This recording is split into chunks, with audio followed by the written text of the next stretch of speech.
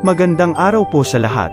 At narito ang magiging lagay ng panahon para sa buong magdamag at sa mga susunod pang mga araw. Mahinang habagat o southwest monsoon ang nakakapekto sa kanlurang bahagi ng Northern Luzon at Central Luzon.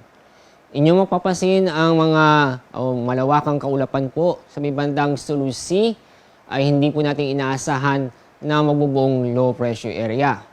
Itong mga kaulapan nito ay hindi magtatagal at inaasahan po nating malulusaw pagdating ng tanghali o sa hapon. Sa ating magiging lagay na panahon sa susunod na 24 oras, halos maghapon ay magiging maulap ang kalangitan sa Batanes at Babuyan Islands. Inaasahan din natin ang mga kalat-kalat na pag-ulan at thunderstorm doon. Sa lalabing bahagi po ng Luzon at ganoon din po sa Visayas at Mindanao ay magiging maganda at maliwas sa panahon, maaraw, pero may chance pa rin po ang mga isolated na mga pag-ulan dulot ng thunderstorm.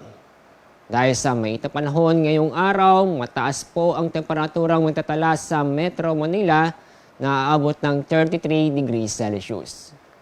33 degrees Celsius din ang inaasahan po natin sa Tuguegarao. Bahagyang mas mataas naman sa Legazpi na aabot ng 34 degrees Celsius. Dako tayo sa Visayas at Mindanao.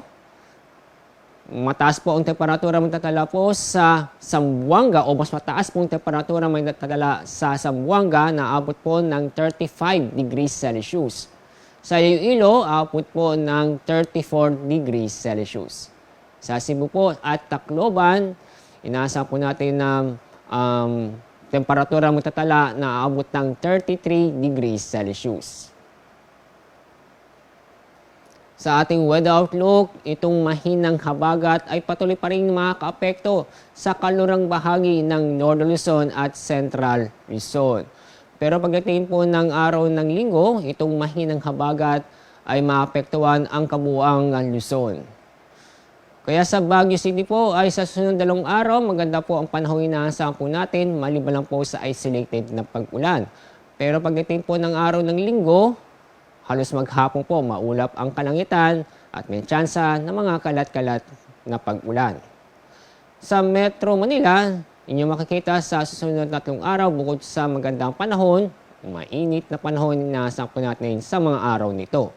Kaya mataas pa rin ang temperaturang matatala na abot ng 33 hanggang 34 o 32 hanggang 34 degrees Celsius.